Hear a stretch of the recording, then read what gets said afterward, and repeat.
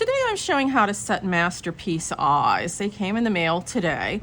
Now I was debating which size to get because these dolls come with a 14mm half round acrylic in, and this is the original eye, and I just have it stuck in there. There's nothing holding it. So since masterpiece eyes only come in odd sizes, I was torn with whether to get the 13 or the 15, but I decided to go with the 13 because I like a more realistic looking eye. This is a very pretty eye, but it's not as realistic over here because irises generally just are not that big. Okay, so this is the 13mm golden hazel masterpiece eye that I've just stuck in here. And once again, I'll show you up inside here. There's nothing holding either one. They're just sticking in there. There's no kind of eye wax, or I've been reading about some people use putty. I know some people tape them in. There's all different kinds of methods. If you want to change your eyes out regularly, I mean, this might be your best bet because like I said, I know I have some of these, they're 25 years old in original dolls that I made, and they're still great. And someday when I'm dealing with the bunch of boxes that I need to go through, I will actually show you one and what it looks like. Okay, so for right now, I'm going to pop both of these out gently, and you can see that they are soft and really flexible. Okay, and very, very realistic looking. Actually, they're quite a close match to these original eyes. And my concern, I see that I picked up a little fiber there, with them is these originals is that they're going to fade because unfortunately, acrylic is notorious for doing that. There's two ways that you can set the masterpiece eyes. The original method was they popped them in there like I showed you and ran a pin through each side. But on smaller dolls, that does not work very well. And even on bigger dolls, you have to be very careful because you don't want to scratch the surface of your doll. So this is the method that they recommend now, and this is what I use. The last piece, masterpiece eyes I set were actually on a little wolf doll that I have.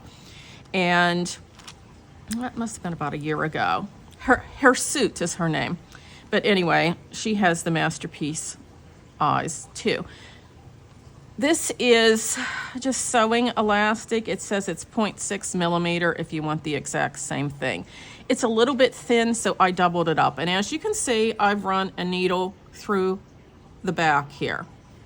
And even if this sclera does show in your doll, these holes will heal up. And trust me, they do, because originally I had set some with pins, which leaves a very big hole. Okay, and I'm probably going to have to put some pressure on this here to get this needle through. So we're just going to have to wiggle and so forth a little bit here. And I only want to take part of this through here. I don't want to bring the whole thing. I'm just trying to work it carefully here so we don't get too... Okay, there's one through, two through, and I'm going to slide the eye just back up here to center it a little bit, and we'll just get rid of this needle. So this is, once again, double threaded because I don't want anything sharp around my doll, so we'll just put that off to the side. Okay, so this is what you have basically. Whee! And see how coordinated I am today. Whoops. Not too coordinated, so this may not be a good start, but what we want to do is run these elastics out through the eye socket. So actually, if you put this on another needle, it would probably be easier, but I'm going to try and do it here without doing that. Something's making a racket in our yard. I don't know what that is. We're filming outside here, so someone has come to visit, so that's the noise you're hearing there. Okay, so that's one set through. And actually, I'm just going to loosely tie these so we don't get our strings mixed up. Okay, so that's the first set through. And, you know, maybe that would be just an intelligent thing to do that from this side. So we can just maybe get it all through at once there. I'm going to snip that end. Okay. And let's see if we can just, yes, that was much easier. Just drop that through. Okay. So I'm only going to adjust that eye a little bit in the back there. But here's what you have basically. So you have an eye with strings like this on either side. And what will happen here is we'll pull these, put the eye where we want it into position, pull this around and knot it on the back of the head. Okay. So I'm going to have to get in here with my magnifier because I need that to be able to see where I want to go.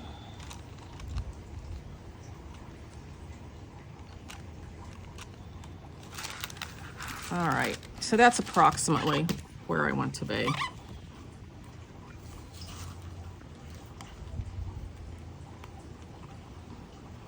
It's not going to stay as nicely there as it had before. Okay, there we are. And then we're just going to take these strings around the back and tie them. Let's see if I can balance this all here. I need another hand, but I'm not sure where I'd put it.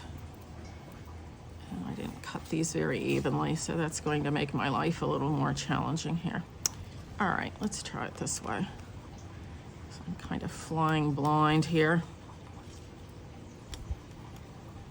Okay, and I tie this off fairly tightly because you want that to stay. Oops, well, yeah, that's what I was afraid was going to happen with this particular elastic. So let's try again. And I won't pull as tight this time. Now that eye is not where I want it to be at all, so I adjust that up a little bit and tie again, and I won't pull it so tight this time. This is why I suggest going with a double thread, because, you know, each particular brand has different strength to it, and you just never know what's going to happen with it there. Okay, so let's double check this eye and see if that's about where we want it. I think that looks actually pretty good. I'm just pushing here from the back just to scoot it around a little bit. And what that elastic does is hold that in place while the eyes are glued and while they dry. I just want to double check here under my mirror. Well, it's not a mirror, it's a magnifying light, and see if that's exactly where I want it. But yeah, I think that looks pretty good. Now, let's just show inside the head here too. So, I mean, that's what it is. And you can see that silicone eye sits in there. They call it seating. So it's seating in there really, really well. Now, when we're finished and this glue dries, of course, these threads will be cut. This is just a temporary thing to do during the eye setting. I'm using silicone glue, which, to the best of my knowledge, is one of the few things that will stick to vinyl long term. I mean, other people may tell you other things. What I always tell people, you know, if you're doing something successfully and it works, that's great. Go ahead, do it.